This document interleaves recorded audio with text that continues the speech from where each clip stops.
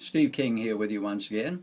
Now I'm going to talk about the art of thriving. What are the qualities that separate those who have the ability to withstand the worst and yet are seemingly still able to thrive from those who catastrophize and view themselves as hapless and helpless victims?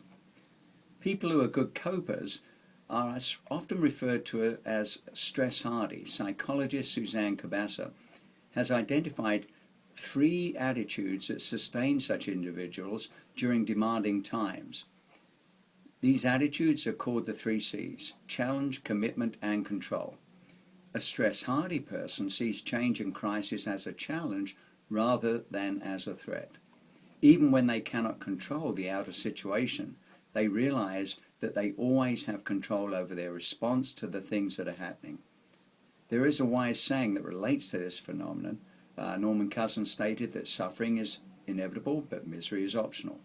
Some of the thriver qualities which have been exerted from the Beethoven Factor, the New Psychology of Hardiness, Healing and Hope by Paul Pearsall, that was published, I believe, in 2003. Thrivers are beings who can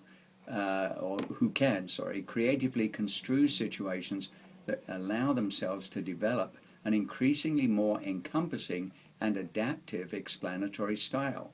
They tend to have very strong immune systems, and even at the worst of times, they seem aware on some level of the rules by which it functions. They actually have faith that no feeling will last forever. It's sort of like the have faith, calm down, and don't despair rule. They sense that suffering is essential for a truly authentic life. They seem to know or have learned to let their emotions flow naturally and rather than to cling to them. They know that it's not being afraid, depressed, or anxious that destroys their lives. It's allowing themselves to get stuck in these emotional states, the let it go rule.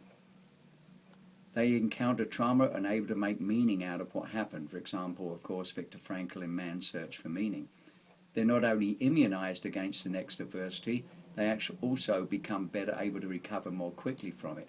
They may not only find more to enjoy about life, but are much happier with much less. They lower the threshold for being thrilled and forgive themselves for their own shortcomings and the world for its seeming random harshness. For example, it's a lot easier to feel great when you don't go around expecting life to be fantastic. They can live, when necessary, with lower aspirations, but realistically raise their inspiration. They are not blindly optimistic and are far from showing the oft irritating feigned cheerfulness. They thrive because they mentally remain engaged with their problem long enough to find meaning that helps to accommodate to whatever happens to them. They continue to be the creative composers of their own consciousness.